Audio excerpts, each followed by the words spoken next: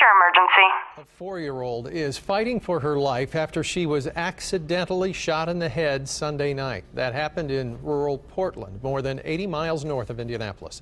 24-hour news. A young boy was shot inside an East Price Hill home. According to police, the 8-year-old died during surgery at Children's Hospital.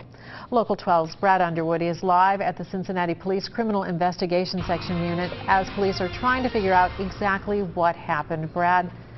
Well, Paula, it is a parent's worst nightmare getting a call from police that one of your children has been shot. On top of that, police say it was the young boy's brother who pulled the trigger. Now, tonight, they do believe this was an accidental shooting when the three brothers were playing with a loaded handgun. Police in Greenwood are calling the deadly shooting of a 6-year-old girl an accident. News 4's John Eby joins us live tonight in Greenwood with the latest. And John, you just spoke to the little girl's mother?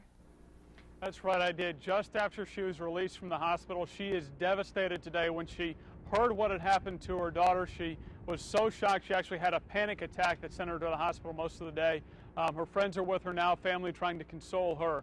The little girl's name is Zakira Hackett, just 6 years old. Her family members say her and her cousins were at their great-grandfather's house this morning. He was babysitting them. They say they were about to get in the car to go out to eat for breakfast.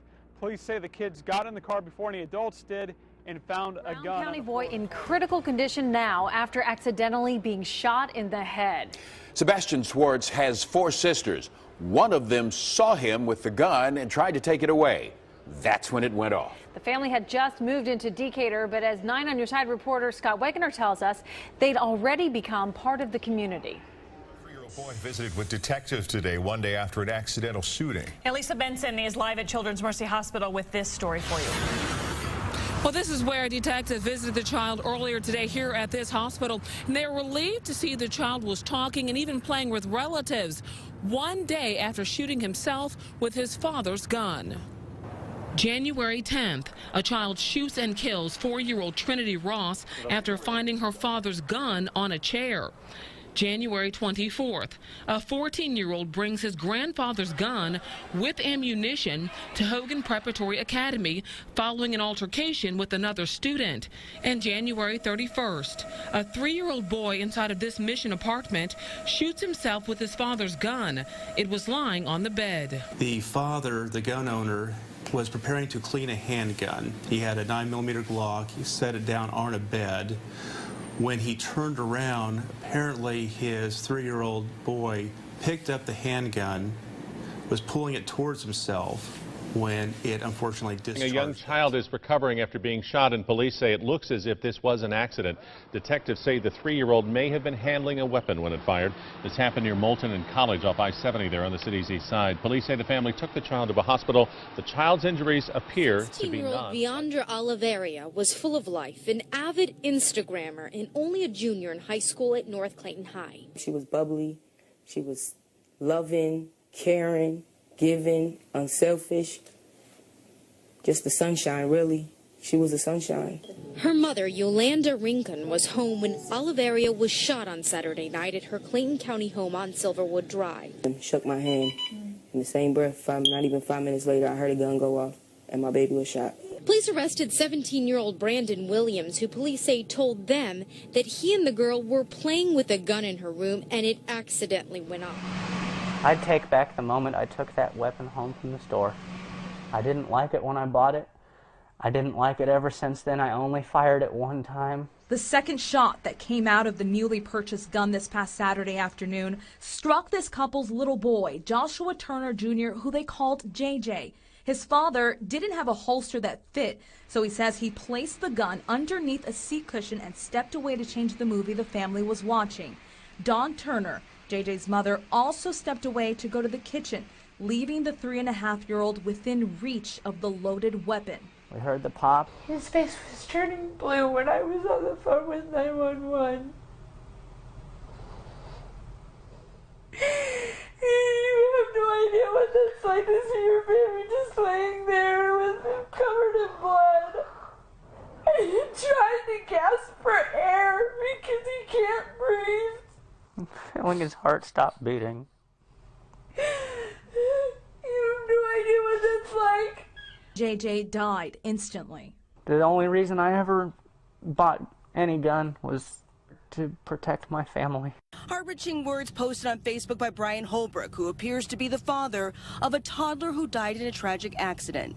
Yesterday, I lost my 3-year-old son in a gun accident. We're all hoping to wake up from this nightmare. According to police, the boy shot himself Sunday on accident. This man, 30-year-old Joshua Michael Greenhill, was allegedly Brian's roommate in the house. We're told 3 other kids lived there too. Investigators say Greenhill put his loaded .40 caliber handgun in his bedroom closet unlocked, and within 4 minutes, the little toddler had shot himself in the face and died. A still, silent home where stories may never be told. It is here on West Vincennes Trail where police believe a 3-year-old boy accidentally shot and killed his father around 10 o'clock Friday night. He picked up the gun and it discharged, striking the deceased victim. He was pronounced dead at the scene. The victim, 33-year-old Michael Bayless. The .45 caliber handgun belonged to him.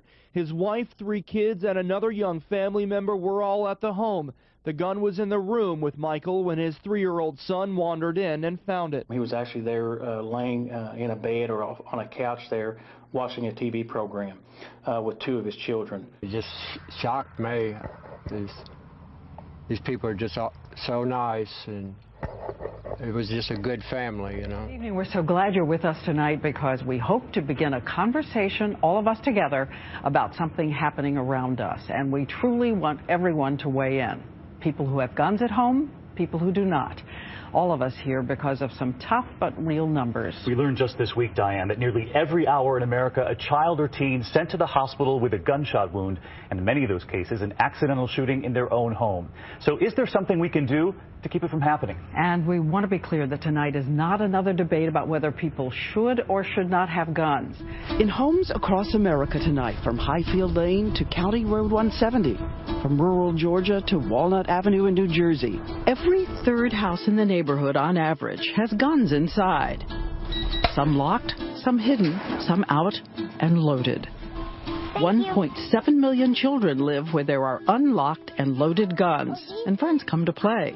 There's one right there. It's pretty hard to find that one. It's up there, Mom. Sitting on the kitchen table. I have it in my Juicy Couture box. Loaded guns on a bookshelf, under a pillow, in a backpack, even a diaper bag. A handgun in a child's diaper bag. But so many of the moms and dads are certain they have taught their high-energy children do not touch and do not play with guns. They know the consequences of not being safe with it. They're not toys, they're to be respected. They are taught to not touch them at a young age. So we wondered, what are young children doing when parents are not looking? Come with us to McManus School in St. Petersburg, Florida, which helped us find parents and kids, nearly all of whom had been taught, don't touch a gun and tell an adult. The St. Petersburg police gave a safety class, and they looked at the popular video from the NRA, Eddie Eagle. Now stop! Don't touch! Leave the area! Tell an adult! Stop! Don't touch! Leave the area! Tell an adult! The kids have it cold. Working with us, Professor Marjorie Sanfilippo of Eckerd College, a published expert in pediatric psychology and gun safety. And so we are ready. With full permission of the parents, we put 7 cameras inside a room, in toy bins, and the butterfly on the ceiling. And then, after a few days, the St. Petersburg police give us guns, real guns, unloaded. We place them in a room, candy on the table nearby. And again, these are 44 good kids, most of whom know the rules by heart, and parents about to get the shock of their lives. Well, Professor Sanfilippo has barely left the room when one of them sees the gun and in 6 seconds has pointed it at his face. They put it back, pull it out. It's not funny. And then aim at each other. Another child trying to figure out a gun by staring down the barrel. And what kid gets a gun in his hand and doesn't want to pretend he's in the movies? Put the gun down! Dude, that is a real gun. It's not funny. Professor Sanfilippo had seen enough. Hey guys. It's not a real gun. Yes! Right here. Okay, but what are you touching it for?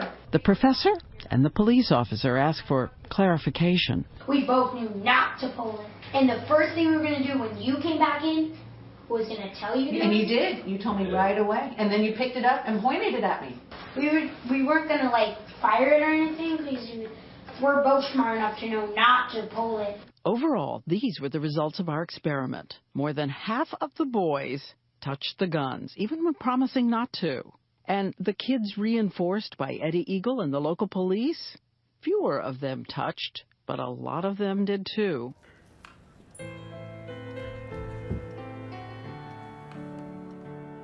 Found you! You cheated! No, I didn't. It's your turn. 20. I'm running in the house. Yep. 60.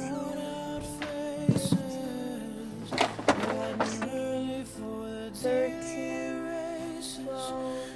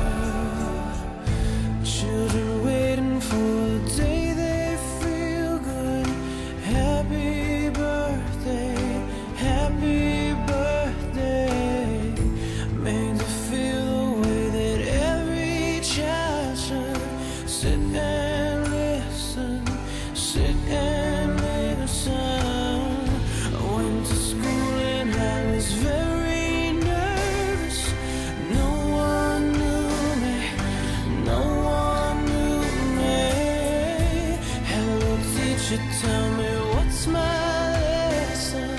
Look right through me. Look right through me. I find it kind of funny. I find it kind of sad. The dreams in which I'm dying.